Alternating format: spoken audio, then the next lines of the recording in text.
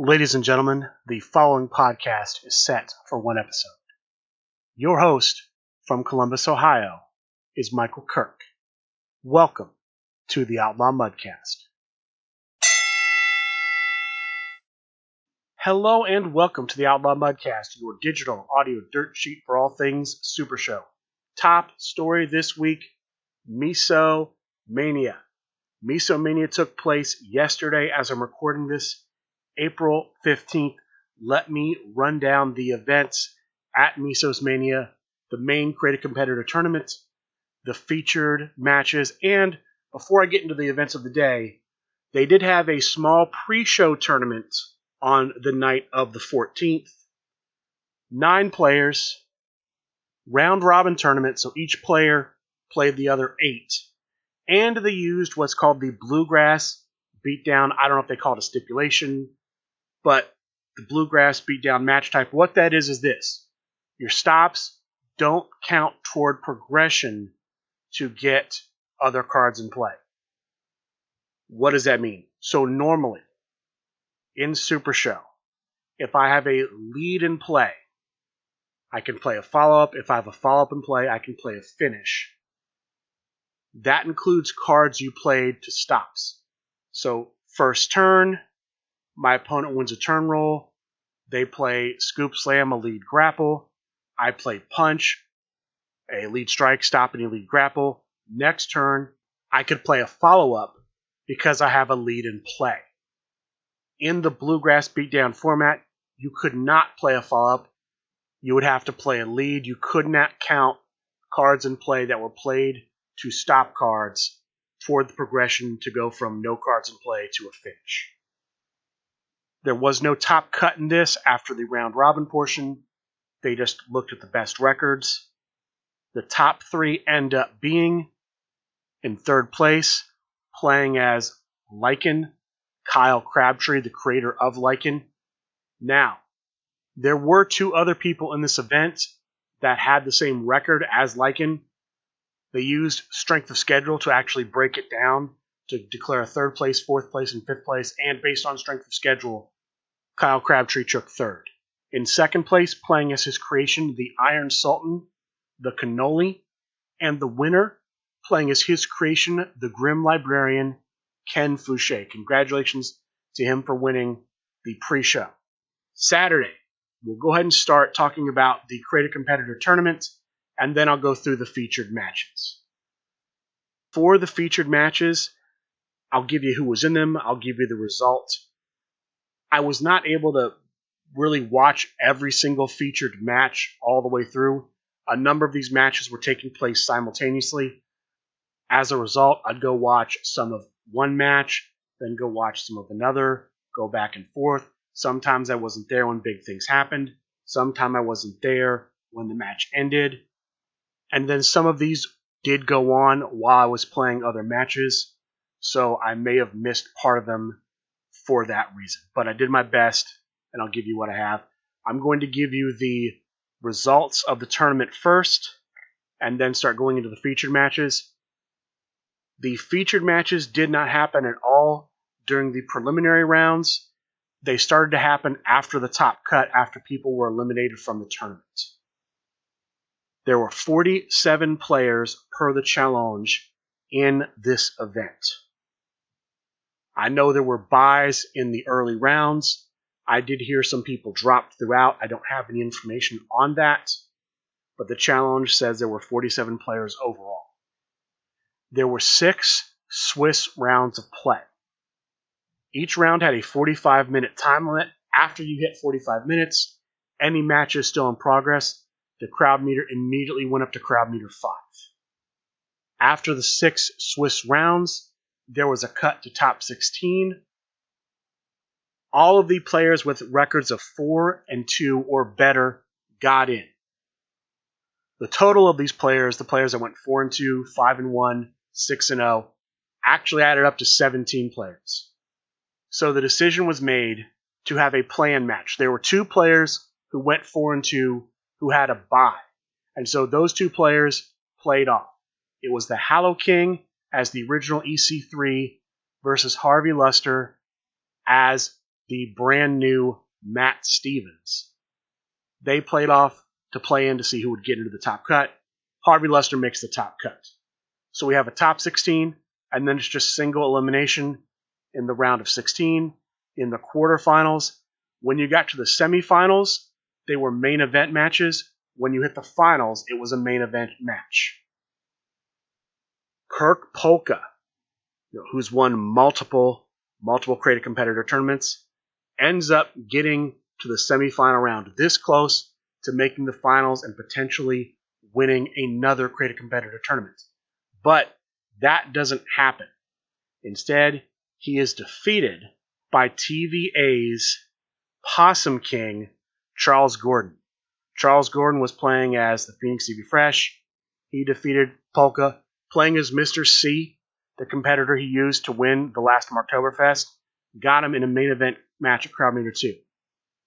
The other man to make the finals, also from the TVA, Drew Madsen, using Amazing Red to win his semifinal match, also at Crowd Meter 2, and make the final. So, TVA's Commissioner Drew Madsen versus the Possum King Charles Gordon in the finals, also a main event match, also goes to Crowd Meter 2. The winner at Crowd Meter 2, who will get to create a competitor in Super Show the Game, the TVA's Commissioner Drew Madsen. Congratulations to Drew Madsen for taking Amazing Red all the way to the top and getting to make a competitor for Super Show the Game. That was the tournament. Now on to the featured matches. There were quite a few featured matches.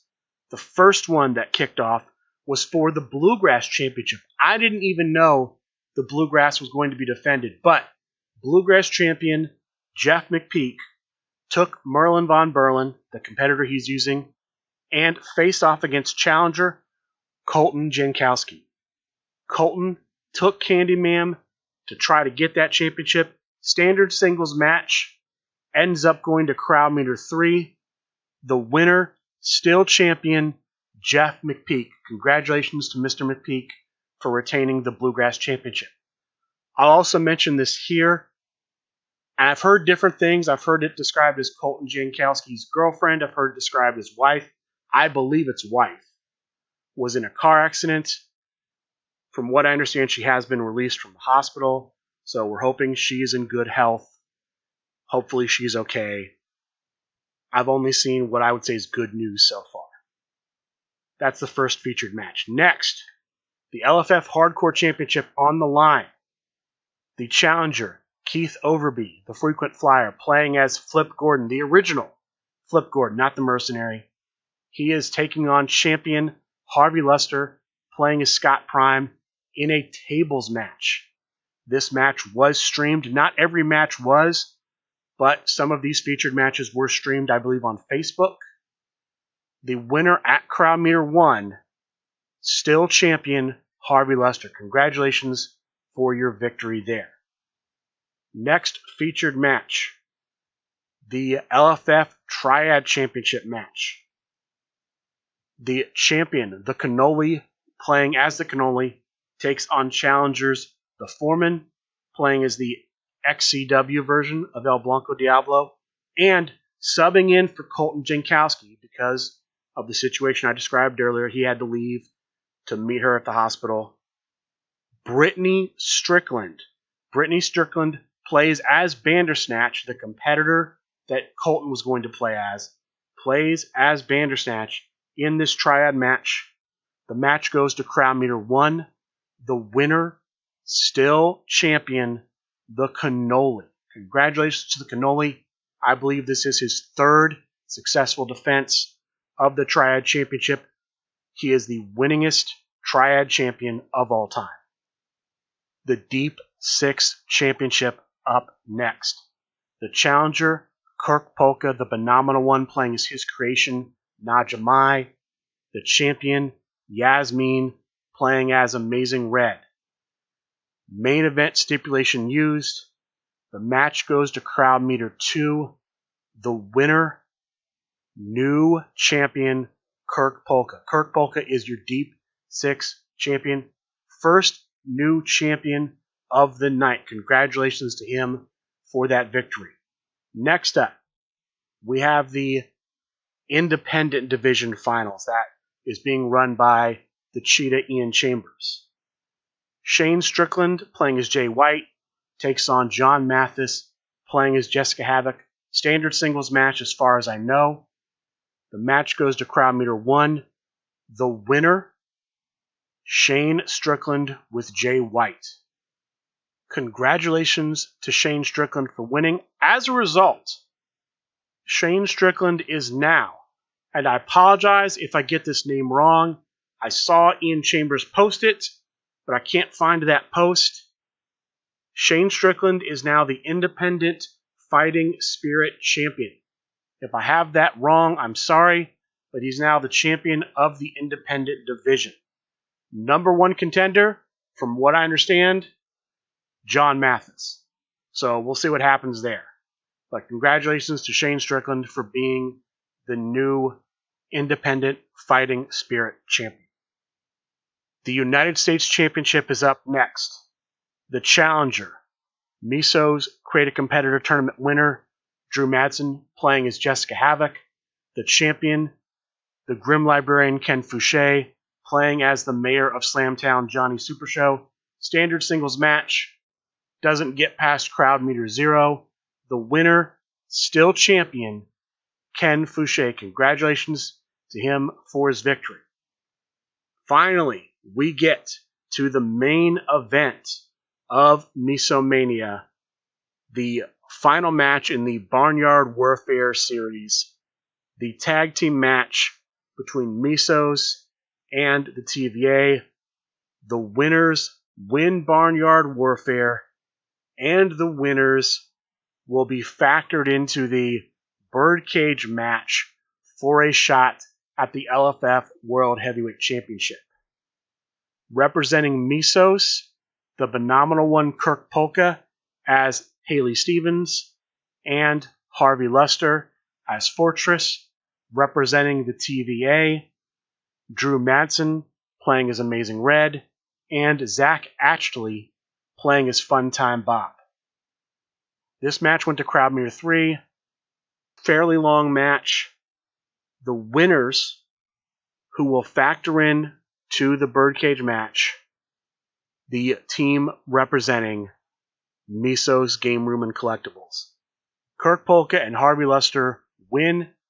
As a result, one of those two may be in the Birdcage match. There's a bit of a complication because Kirk Polka currently holds the Deep Six Championship, winning it earlier the night of the 15th, and Harvey Luster retained his Hardcore Championship. So normally they don't like to double book champions. We'll see what that means if they get in. We don't know how this match actually factors in. We were told by the general manager of the LFF, John Calais, that the match would have implications. But we don't know if the winners, one of the winners, would get into the Birdcage. Just that the match would matter toward the final Birdcage spot. So we'll have to see what happens. We'll have to see what announcements John Calais makes regarding the LFF Contender Birdcage match. That, though, is the final featured match, wrapping up Miso Mania. Good event. Great to see all the people there at Miso Mania. TVA traveled heavy. Was glad to see that. I kind of expected to see more Rust Belt people. Really didn't have any Rust Belt travel. BCW represented. The Unionverse was there on hand. We had some people traveling from Atlanta, from Tennessee. A very nice crowd showed up. The Mott Boys came down. Dangerous Alliance was there. The Line was in the house.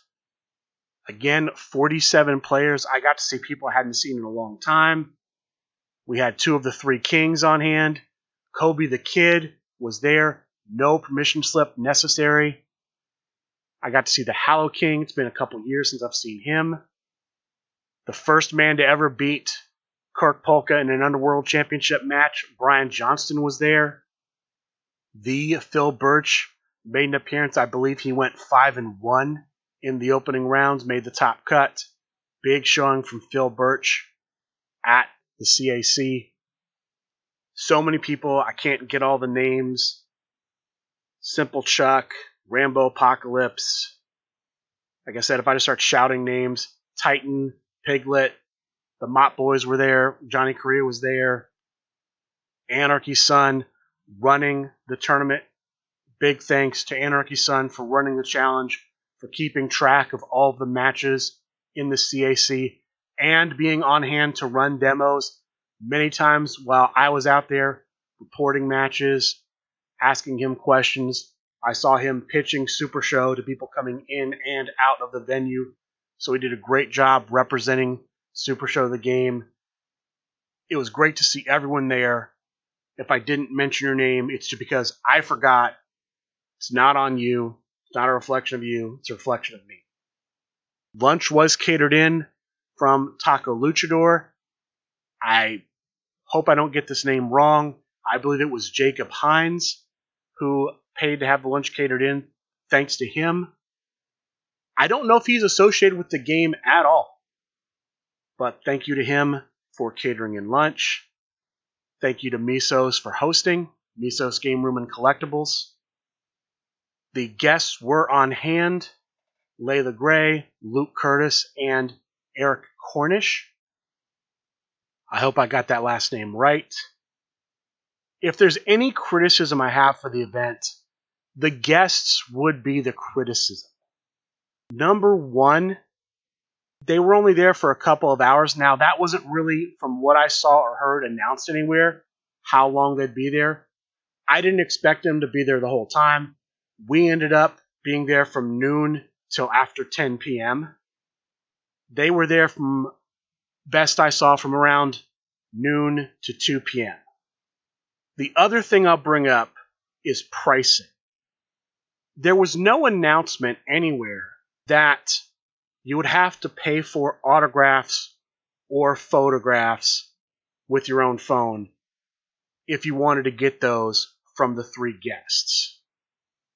Not just that, but for people who don't normally get autographs, if you're not expecting to pay, and I'll be honest, I wasn't expecting to pay. I didn't see anything saying that you'd have to basically pay for autographs, so I didn't really bring a lot of cash. I don't know if anyone else was like me. If other people knew, by the way, and I just missed it, I apologize.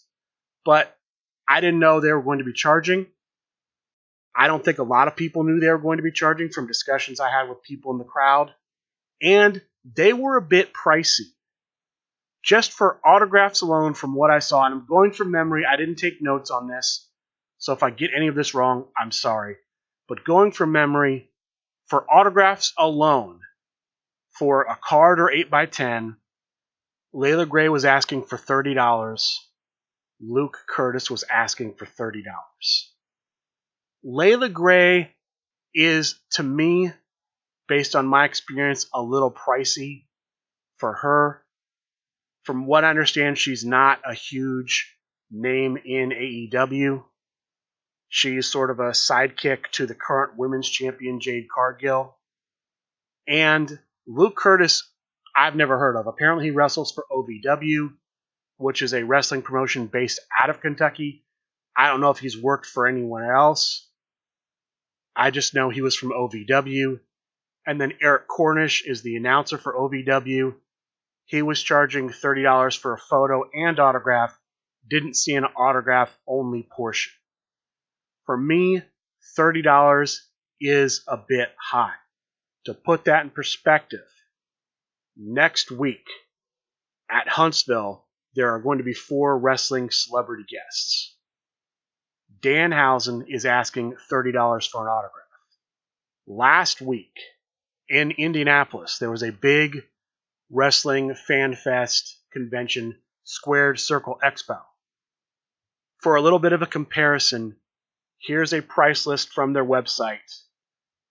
Doesn't cover every guest, but just to read off some: Al Snow, the Blue Meanie, Brian Myers, formerly known as Kurt Hawkins, $25 autographs.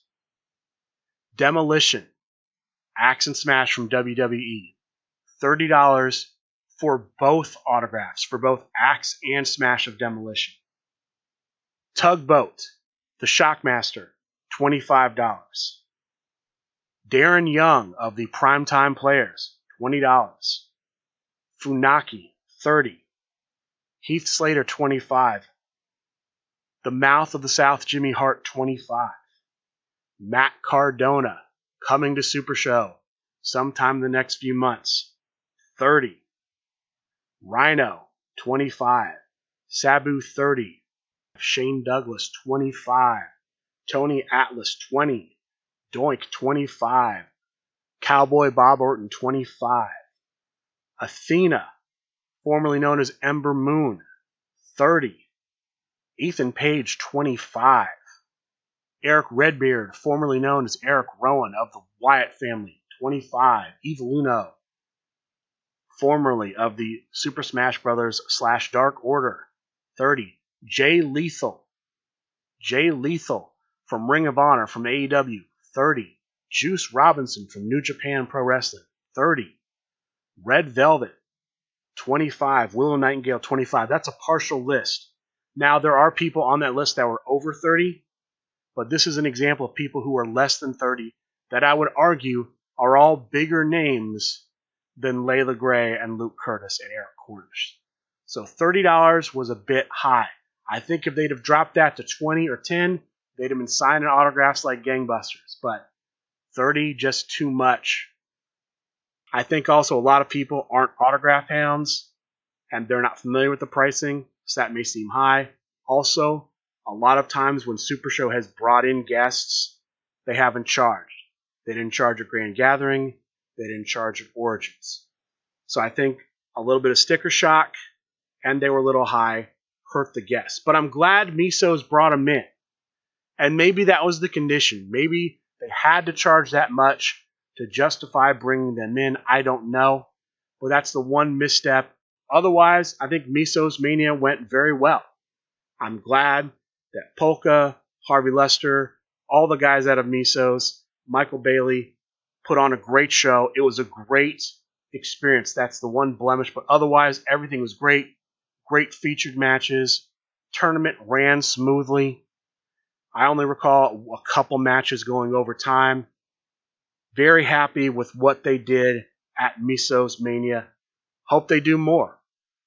That was Miso's Mania, April 15th. The next big in-person event, Huntsville Comic and Pop Culture Expo in Huntsville, Alabama, taking place next weekend.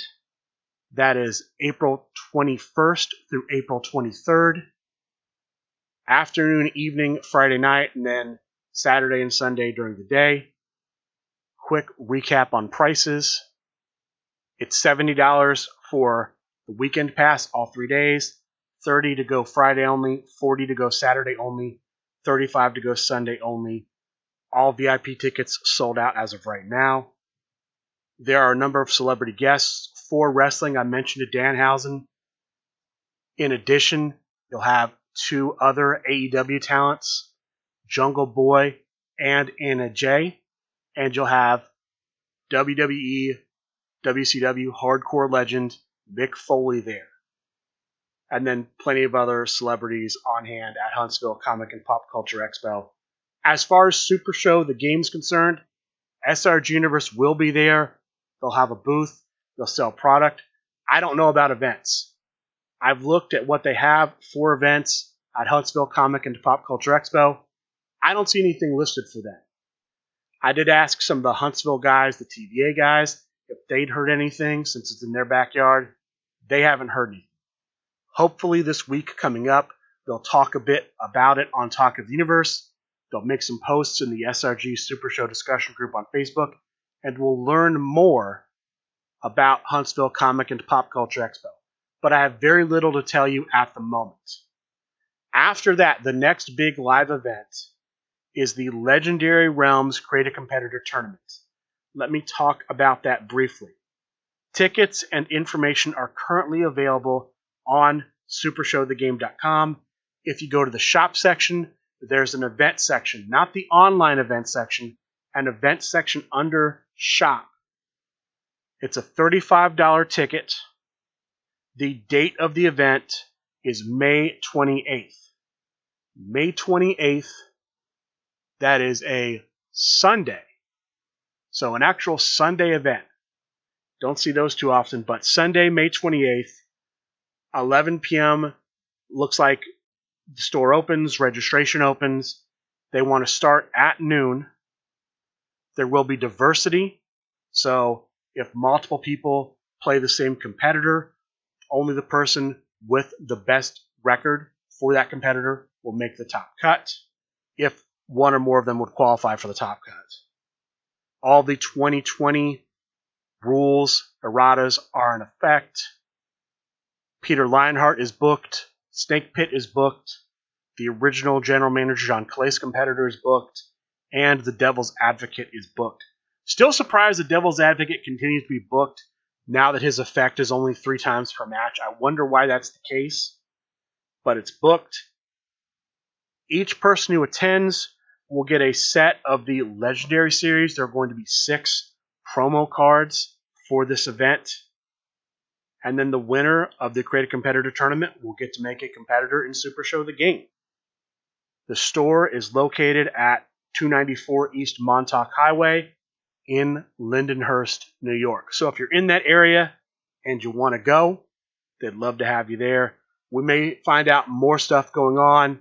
I'm sure there's going to be featured matches and the like. I know there's been some talk about a match between Big Match Pete and John Pulverino for the LFF Tri-State Championship, if John Pulverino is still the champion at that time. And then we'll have to see what other news comes out between now and then. But Legendary Realms Create a Competitor Tournament, Sunday, May 28th. That's all the news I have about upcoming live in-person events. Let's talk about the CCC next. We now have the details for the third match in round 1 of the 2023 Create a Competitor competition. The 3 competitors in the match are Heinz Duncan, created by Bobby Ohio, the Dark Prince, created by the Nightmare King, and Rowdy Ron, created by Rowdy Ron. We're currently in the promo portion of that. The match was announced last Wednesday, the 12th. Players have from the 12th to the 19th to make promos, build hype, get people to vote for them, get out the vote. I've only seen promos from Rowdy Ron so far, 2 videos, waiting to see things from the Dark Prince or Heinz Duncan. On April 19th, 10 p.m. Eastern, the voting will go live. Pat Mulligan, who runs the CCC, will make a post with the link to the poll. If you want to vote in the CCC, click the link, go to the poll. You can vote once an hour, every hour, for the person you want to see move on to round 2. The poll will be open from 10 p.m. Eastern, Wednesday night, the 19th, to 10 p.m. Eastern, Saturday night, the 22nd. 72 hours to vote, once an hour, every hour, for either Heinz Duncan, Dark Prince, or Rowdy Ron to go on to round 2 to join the Foreman, Matty Bar 1, and JAC in that round. I believe he has posted the biographies for those competitors to the SRG Super Show discussion group. I tried looking for them just a few moments ago. I could not find them, but I believe it's out there in the discussion group. They would have been posted between Wednesday night, the 12th, and the 16th as I'm recording this. That's the CCC news. I'm hoping we see more promos from Heinz Duncan and Dark Prince and Rowdy Ron. I like that you're putting out promos. Keep up the good work on promos. The CCC should be a good show. And so I hope people who are in it are prepared to put on a good show during their round. Putting on a good show is also going to help you get wildcard berths if you don't make the next round through the vote portion. They are going to be taking a number of wild cards into the next round. I think from what I understand, there are only, I want to say, 6 matches. I think there were only 18 people in this, so only 6 matches plus JAC, so only 7 people will be there through the voting and the bye, and they will probably round it out with wild cards. So, making promos and encouraging people to vote for you is going to help you get wild card berths if you can't win your match in the round. So keep trying, keep working if you want to move on. Even if you think you're getting blown out in the voting, you still have a shot. Let's talk about some championship news. First, we have details about the upcoming tournament to crown a contender for the United States Championship. A lot of things changed on the fly Wednesday night during Talk of the Universe. Here are the final results.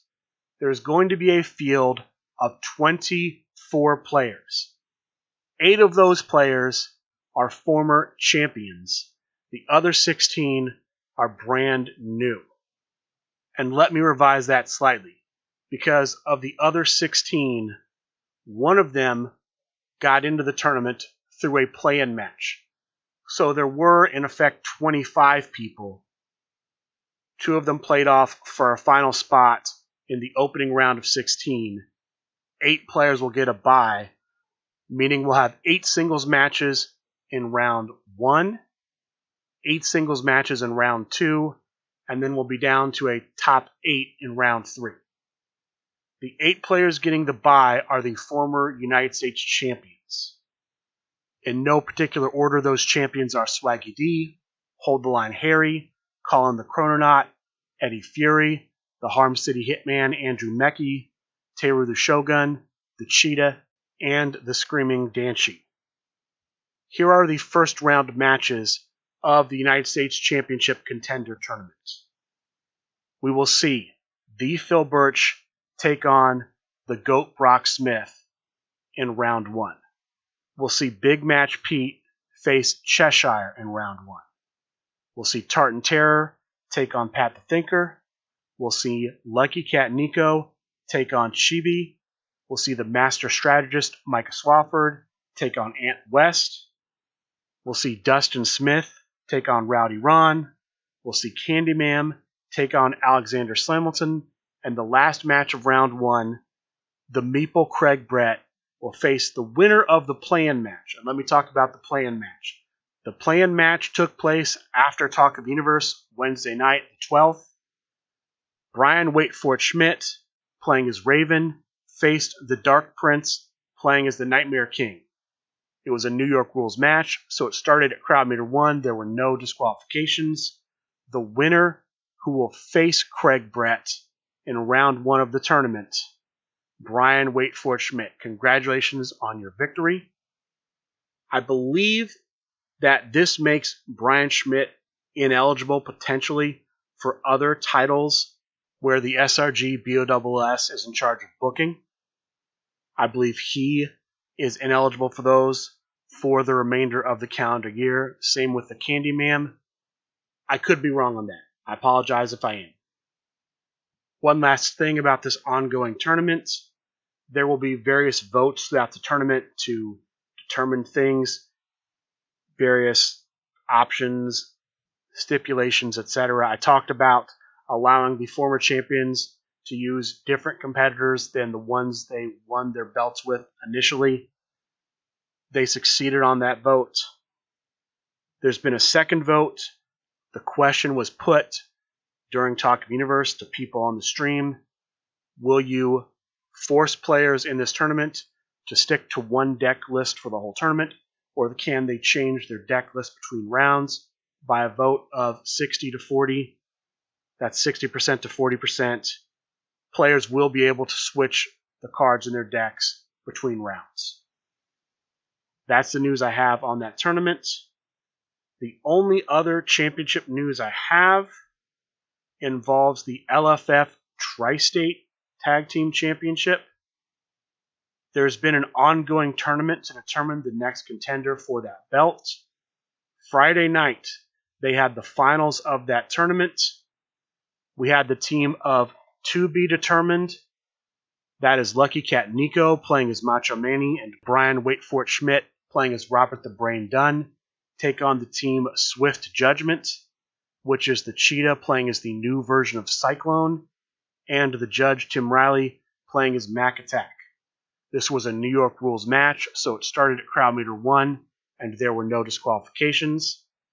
The match ends up going to crowd meter 2, and the winners, who will face the team of Candyman Dan and Le Penguin for the championship, are Swift Judgment. So we'll see the Cheetah versus the Penguin for the LFF Tri-State Tag Team Championship coming soon. That's all I have for featured matches. Outside of what's going to happen on Sunday Night Fights, that information will be tacked on to the end of the show. There were 2 online tournaments as far as I know, and if I've missed any tournaments or featured matches besides what was at Miso Mania and what's happening on Sunday Night Fights, I apologize. Let me give you the results of those tournaments. First, we had the Monday Night Consigliere Fights, 24 players, 6 groups, 4 players per group, top 12 make the top cut. There were 4 buys in the first round of the top cut. The remaining 8 played New York rules singles matches. In the quarterfinal round, the players played steel cage. In the semifinals, they played dark matches.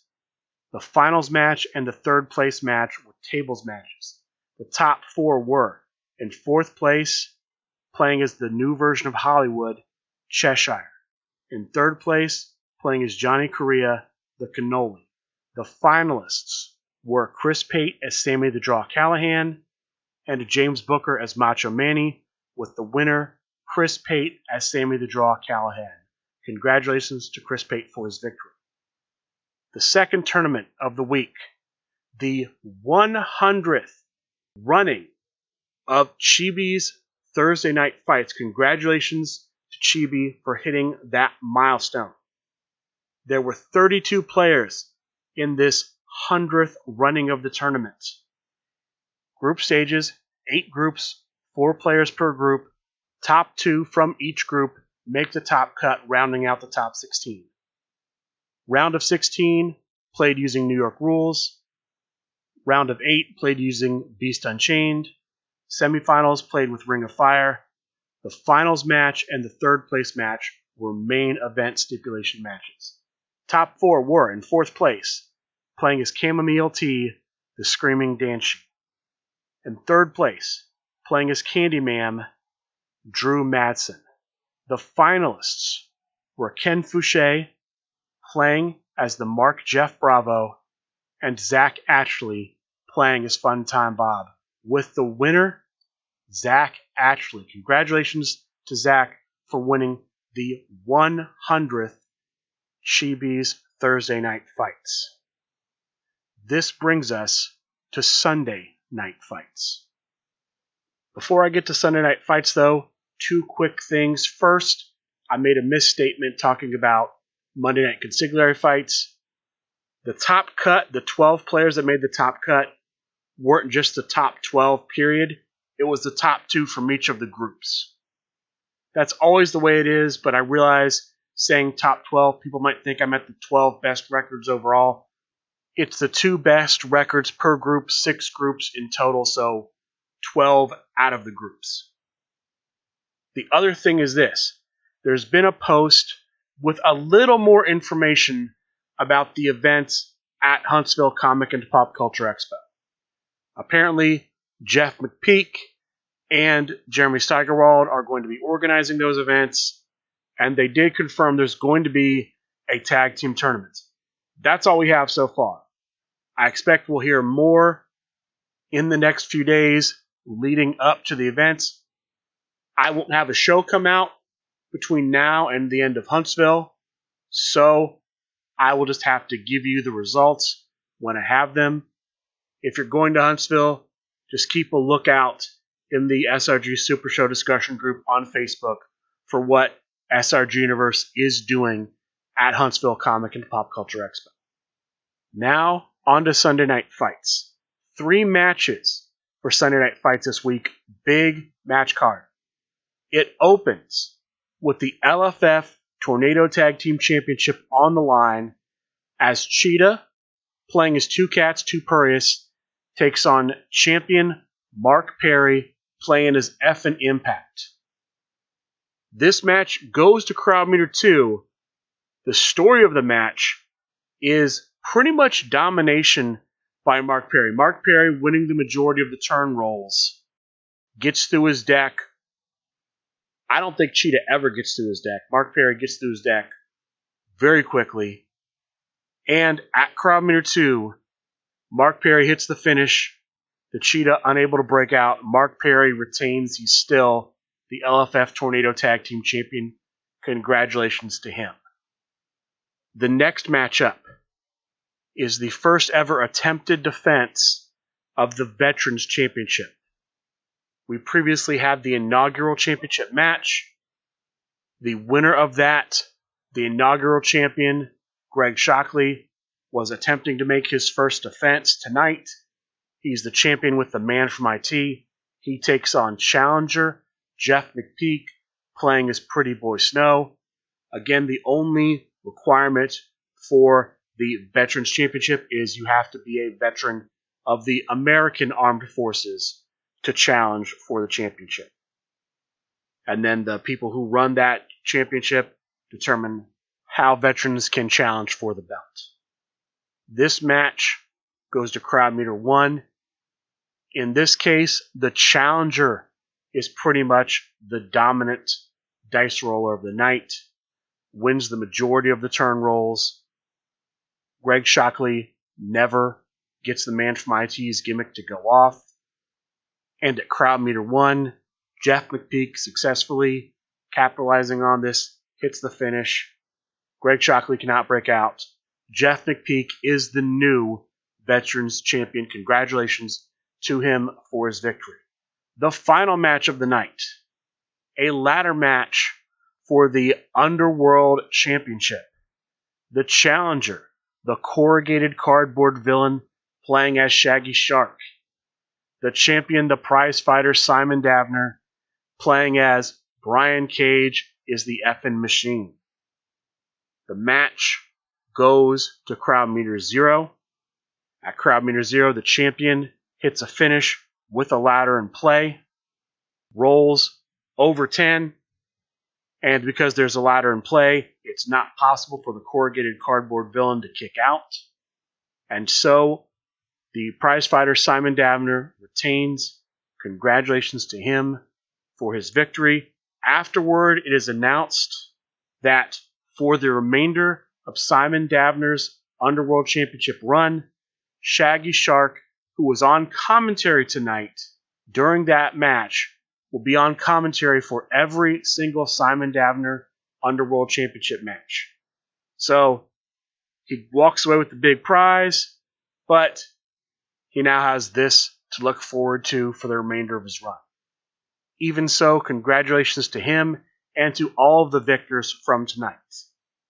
There were also a few announcements that were made. First, between the Tornado Tag and the Veterans Championship match, Swaggy D came on and spoke about his current Best of Tri-State 2023 tournament. This started out as an unofficial tournament, became semi-official, and now it has been officially announced that the winner of this tournament will be the next number 1 contender for the LFF Tri-State Championship. They're currently in the semifinal round. The semifinalists are the Star Maker Everett Stevens, who will be facing Thebes Pinckney in the semifinals, and the Beast Michael Kerr, who will be facing Johnny Eldorado in the semifinals.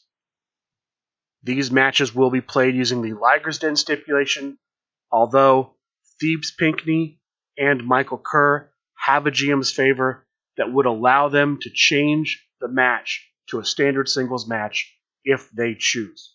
We don't know if they will, but they have that option. It was also announced that the World Heavyweight Championship contender Birdcage match has been moved a week. It was originally scheduled to be on the April 23rd episode of Sunday Night Fights. It's going to be on the April 30th episode instead. And then, as a reminder, tomorrow night, April 17th, the LFF Trios Championship will be on the line. The champion, Chugonomics, will attempt to defend against challenger Simple Chuck. And that is going to do it for the news from this week's show. Keep watching SuperShowTheGame.com, the online events section under Shop, to find out news about any upcoming tournaments, like a Monday Night Consigliere Fights, or a Chibi's Thursday Night Fights, or any other pop-up type events that could happen this week. Twitch.tv/SRGuniverse should be hosting the SRG Dojo Tuesday night, 8 p.m. if you want to check that out. With that being said, I would like to thank all of you for listening, and good day.